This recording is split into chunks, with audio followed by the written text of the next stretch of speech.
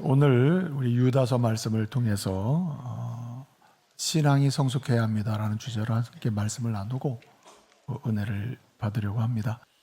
여러분, 이단이 얼마나 무섭습니까? 그리고 거짓 선지자, 거짓 교사, 이 하나님의 참된 진리의 말씀을 왜곡하는 사람들 보면 진짜 무시무시한 게 많거든요.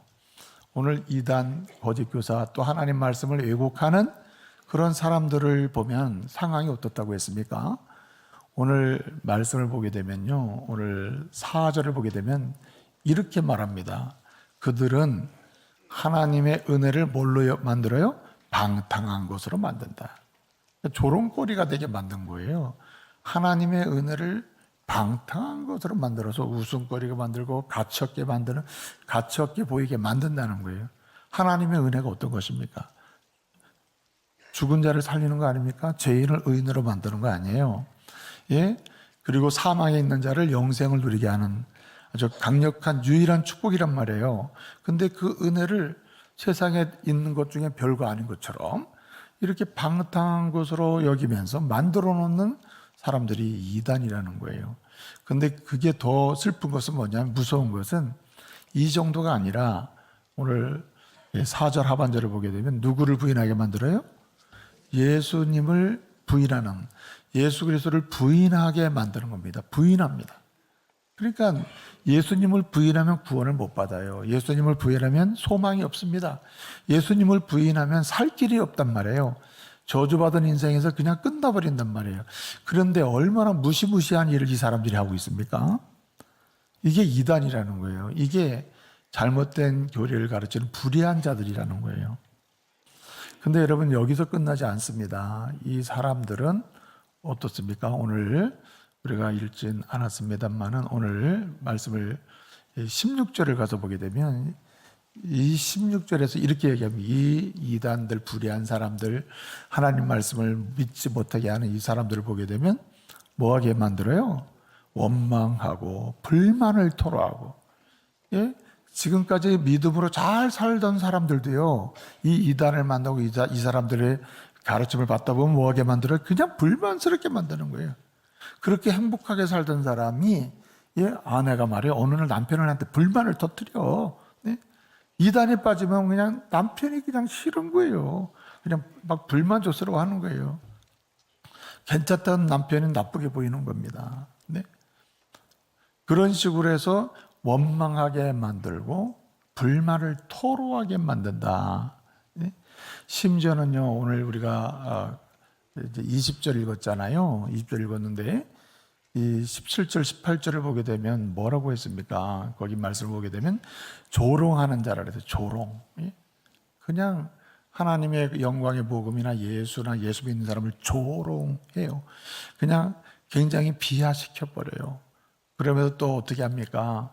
이 사람들은 계속해서 저 정욕대로 움직이게 만들고 음란하게 만들고 타락하게 만든다. 정상적인 자리에서 이탈하게 만드는 게 한마디로 이단이요, 더러운 불의의 세력이요, 거짓 교사다, 이런 말입니다. 그렇기 때문에 이러한 이단의 도전 앞에서 거짓 교사, 거짓 잘못된 불의한 세력, 그리고 극단적, 말하자면 쾌락주의자나 극단적 금욕주의자들이 있거든요. 이단은 이러자 몰고 가는 경향이 있거든요.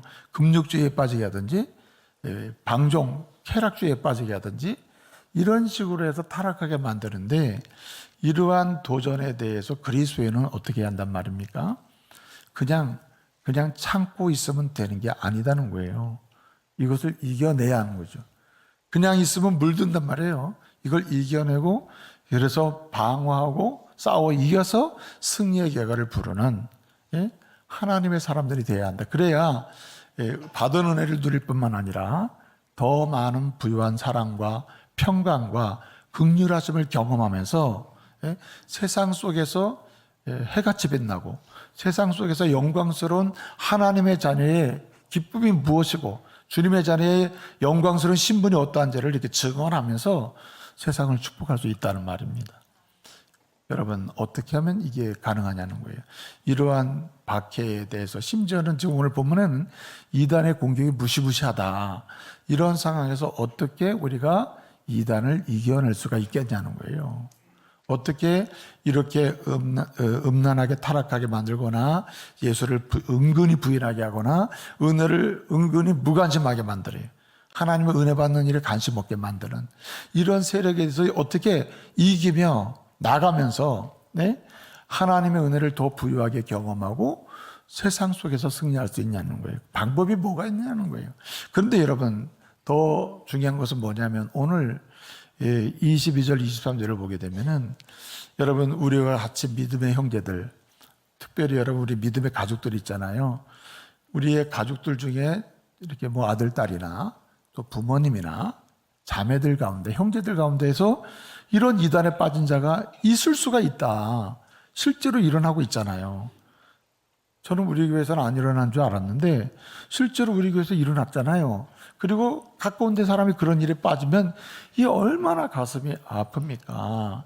그래서 이런 빠진 사람들, 아니 아직 빠지진 않았지만은 그런저런 얘기를 들으면서 이렇게 진리의 말씀에 대해서 의심을 품는 사람, 꼭 예수 믿어야 구원받아? 꼭 예수 믿어야 제사 먹는 거야? 이렇게 의심하는 자들이 있다는 거예요. 오늘 본문 22절, 23절을 보게 되면 의심하는 자들도 있고, 어떤 사람은 아예 그냥 이렇게 빠진 사람도 있다.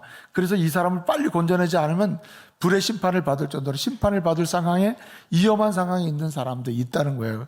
그래서 위급한 상황에서 이런 불의 심판에서 건져내야 될 사람도 있다는 거죠. 그리고 아예 그냥 골수가 돼가지고 들어가 있는 사람인데 불쌍하기 그지없다. 같이 믿음 생활하는 사람 중에 그런 사람도 있고, 내 형제자매 중에, 혈육적으로 형제자매 중에 그런 사람이 있으니 예수 믿고 구원받은 하나님의 사람 입장에서는 이걸 보고 구경하고 있을 수가 없지 않느냐는 거예요.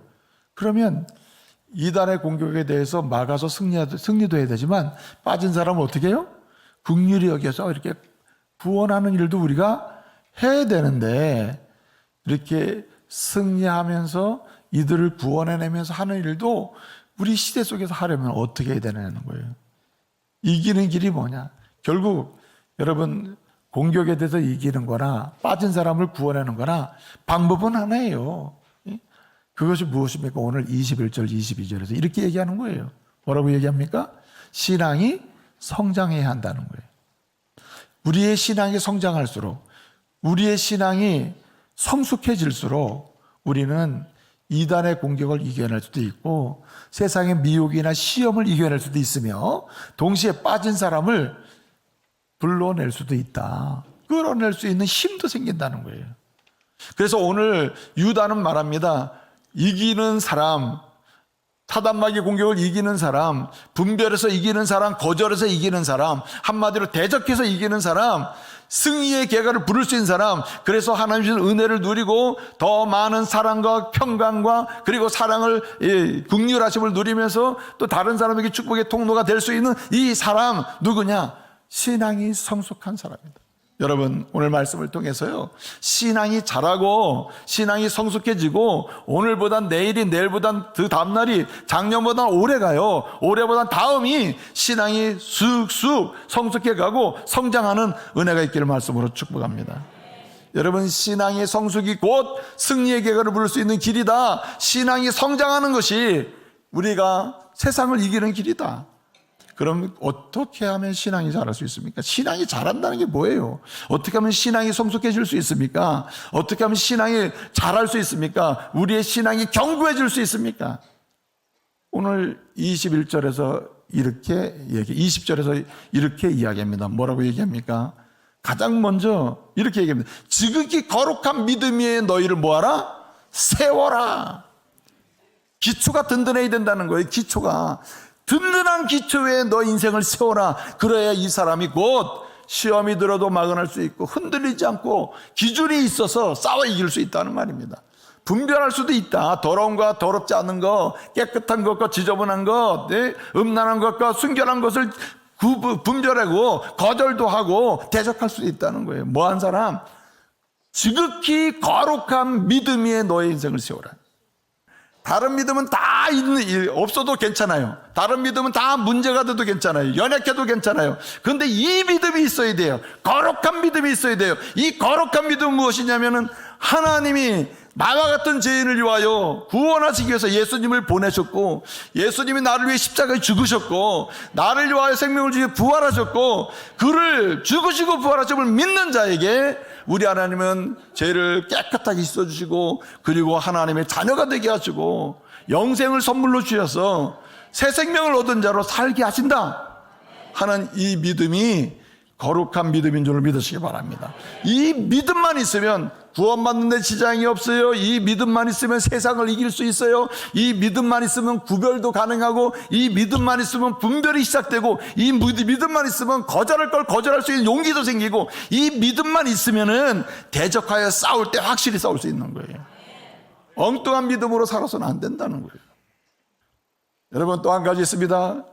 우리가 신앙 성장은 어떻게 해야 되는? 신앙이 성장하기 위해서, 신앙이요, 성숙해지기 위해서 어떻게 신앙 성숙과 신앙 성장만이 이기는 길인데, 세상이 우리를 감히 건들지 못하게 했다는데 어떻게 합니까? 오늘 21절을 보니까 이렇게 얘기하고 있습니다. 21절 뭐라고 했습니까? 하나님의 사랑 안에서 뭐예요? 자신을 세워라, 지키라 이랬습니다. 그러니까 첫 번째 뭐였어요? 아주 흔들릴 수 없는 유일한 기초, 거룩한 믿음에 너를 세우고 나면은 이걸 누구도 건들지 못하게 될 거 아니에요. 이것이 든든해지면 든든해졌지 약해지면 안 되잖아요. 밑을 파지 못하게 만들어야 되잖아요. 예, 그렇죠? 세워진 것을 더 부유하게 만들었지 약하게 만들면 안 되잖아요. 이걸 지켜내야 되거든요. 지켜내야 한다. 너 자신을 지키라는 거예요. 근데 어디서 지키라 그랬어요? 하나님의 사랑 안에 지키라. 여러분, 하나님의 사랑을 부유하게 경험하면 경험할수록 믿음도 지킬 뿐만 아니라 믿음도 자람을 믿으시기 바랍니다. 여러분, 부부간의 신뢰 언약이잖아요. 결혼이 언약이란 말이에요. 오늘 이 시점에서 여러분이 서로 사랑을 신뢰하는 이 부부관계가 언약이라, 그러면 그 언약관계에서요 서로 믿는 거 아닙니까? 난 당신을 믿어요, 당신은 나를 믿고, 이 신뢰관계란 말이에요. 이 신뢰관계가 언약관계를 얼마나 우리가 잘 깹니까? 쉽게 깨진단 말이에요. 근데 이 언약관계를 강하게 붙들어 매고 마치 본드 역할, 강력한 본드 역할을 하는 게 뭐예요? 이게 사랑이라는 거예요. 여러분, 지극히 거룩한 믿음, 흔들리지 않는 이 믿음에 우리가 서서 구원받은 자라만 이렇게 쓰잖아요. 그럼 하나님을 아버지로 여기고 우리가 자녀라, 하나님의 자녀란 말이에요. 아버지와 자녀 사이에 관계가 좋아야 되잖아요. 풍성 아버지의 말씀도 알아듣고 아들의 말을 자꾸만 아버지께 알 수 있도록 자꾸 말씀드리는 좋은 관계가 돼야 되는데, 여러분, 이것은 언제 가능합니까? 사랑할 때란 말이에요. 아버지의 사랑을 많이 느끼면 느낄수록 나는 아버지를 신뢰하게, 믿음은 강화되는 거예요. 그러니까요, 이렇게 견고한 거룩한 믿음 위에 서 있는 우리의 삶을 지켜내는 방법은 하나님의 사랑 안에 거하는 것이다. 풍성히 사랑을 경험하는 거예요. 여러분, 이 사랑을 어떻게, 그 사랑 안에 말로도 할 수, 형언할 수 없는 그 사랑 안에 계속 경험해야 되는데, 이 사랑을 경험하는 길이 어디서, 그 사랑 안에서 내 자신을 계속 지켜가는 방법이 어떤 방법이 있을까요? 요한복음 15장 9절을 보게 되면 우리 예수님이 하신 말씀이에요. 뭐라고 하냐면, 아버지가 날 사랑하신 것처럼 나도 널 사랑한다. 사랑했다. 그러니 너희는 누구 사랑 안에 거하라? 내 사랑 안에 거하라. 그러면 든든하다는 거거든요. 그러면 흔들리지 않는다. 아버지가 날 사랑하신 것처럼, 예수님이 하신 말씀이면 내가 널 사랑한다. 죽기까지 사랑했잖아요. 예수님이 모든 거 주셨잖아요. 이 땅에 오시기까지 사랑하셨잖아요. 내가 널 사랑한다. 그러니 너도 내 사랑 안에 거하라. 그 사랑 안에서 널 지키라는 얘기거든요. 그러면 사랑 안에 거하는 게 뭡니까? 오늘 9절에서는 내 사랑 안에 거하라, 여기까지 했어요. 15장 10절에서 이렇게 얘기하는 거예요. 뭐라고 말씀하시냐면, 내가 아버지의 계명을 지킴으로 하나님의 사랑 안에 거한 것처럼, 잘 들어보세요. 내가 아버지의 계명 말씀을 지킴으로 하나님의 사랑 안에 거한 것처럼 너희도 내 계명을 지킴으로 내 사랑 안에 거하라는 거예요. 여러분, 정말 하나님의 사랑을 많이 경험하고 그 사랑 안에 누구도 건들 수도 없는, 여기가 더 좋아, 여기서 수영해봐, 여기가 좁아, 여기 들어가서 놀아봐 해도 아이 나 싫어, 내가 감당할 수 없는 이 풍성한 사랑이 여기 있는데 내가 어딜 가, 이 사랑에서 내가 어떻게 가, 여러분 로마서 8장 37절은 뭐라 그랬어요? 아무도 이 사랑에서 우리를 끊을 수 없느니라. 우리가 세상을 이긴다 했거든요. 왜 그래요? 그 사랑 아무리 비교해서 세상과 갖다 줘도 이게 되질 않는 거예요. 비교 대상이 안 되는 거예요. 너무 완전하고 풍성하고 감동적인 사랑이란 말이에요. 근데 이 사랑을 언제 누린단 말이에요? 하나님 말씀을 뭐 할 때? 지킬 때라 이거예요. 여러분 보세요. 오늘 말씀 보면요, 하나님 말씀을 오늘 할 것을 내가 하면 하나님의 사랑이 풍성히 경험된다. 여러분 말씀 속에 하나님의 사랑이 있고 말씀을 실행하는 가운데 하나님의 거룩한 십자가의 사랑이 흘러나옴을 믿으시기 바랍니다. 성경은요, 창세기 1장부터 마지막 요한계시록 22장까지를 보게 되면요, 성경은 말씀 속에 뭐가 흘러나온다 따라하세요. 그리스도의 피, 그리스도의 사랑이 흘러나와요. 이 말씀 속에 들어가잖아요. 예수의 사랑이 흘러나온다니까요. 그러므로 어떤 구절이든 간에 우리가 마땅히 순종하고 행해야 될 것을 힘들고 어려운 상황이라도 말씀을 지켜 행하면 그곳에서 하나님의 사랑은 넘칠 줄로 믿으시기 바랍니다. 그래서 우리는 부유해지는 거예요. 보세요. 지키라고 했습니다. 그래서 여러분 우리는 하나님의 사랑을 경험할 수 있는 자리를 지켜내야 돼요. 예? 여러분 오늘 본문 6절을 보게 되면 6절 우리 주님이 유다를 통해 말씀하십니다. 사단이 누구야? 사단이 뭐냐? 마귀가 뭐냐? 타락한 천사거든요. 천사가 타락했단 말이에요. 타락해서 원래 천사는 영적인 존재로서 하나님을 수종들고 하나님의 택한 백성을 섬기도록 그 영적인 피조물이거든요. 하나님 만든 피조물인데 영적인 피조물이 자기의 지위를 던져버리고 자기의 처소를 떠나버렸어요. 뭐였다고요? 자기의 지위를 지키지 아니하고 처소를 떠나버렸어요. 그래서 하나님은 그를 저주했어요. 그래서 그는 그에게 줬던 모든 권위, 영광을 다 잃어버리고 지금은 하나님이 결박해가지고, 네? 비록 꿈틀거리고 있으나 이미 모든 것을 잃어버린, 네? 그래서 마지막 날에 심판을 받아 하나님의 지옥 권사로 들어갈 그런 불쌍한 존재가 됐다는 거예요. 뭐 했다고요? 지위를 지키지 아니하고 처소를 떠났기 때문입니다. 자, 여러분 보세요. 지키지 않고 떠났다는 게 중요해요. 하나님의 사랑을 경험하는 것은 지위를 지켜야 돼요. 여러분 각각의 지위가 있어요. 하나님은 성도의 지위를 줘요. 예수 믿고 나면 자녀의 지위가 있어요. 신분이 있단 말이에요. 성도의 지위가 있고 하나님의 또는 뭐 직분을 준 직분의 지위가 있어요. 그 직분을 소중하게 여겨 어디를 가든지.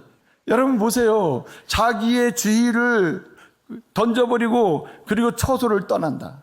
여러분 우리가 하나님의 자녀들이 하나님의 사랑을 경험하는 자리가 있거든요. 그리고 그 지위를 주시면, 신분을 주시면 그 신분은 하나님의 사랑을 독특하게 경험할 수 있는 위치임을 믿으시기 바랍니다. 하나님의 사랑을 경험하게 하고 흘려보내는 위치란 말이에요. 장로님의 위치, 목사님의 위치, 권사님의 위치인데 그 위치를 가볍게 지위를 던져버려서는 안 돼요. 이 위치를 주셨을 때 하나님 이 위치에서 하나님의 사랑을 경험케 하고 하나님의 사랑을 나누게 하라는 선물이구나. 그리고 또 쉽게 처소를 떠나면 안 돼요. 그래서 우리는 오히려 은혜의 사랑을 경험할 수 있는 자리를 찾아야 지켜야 돼요.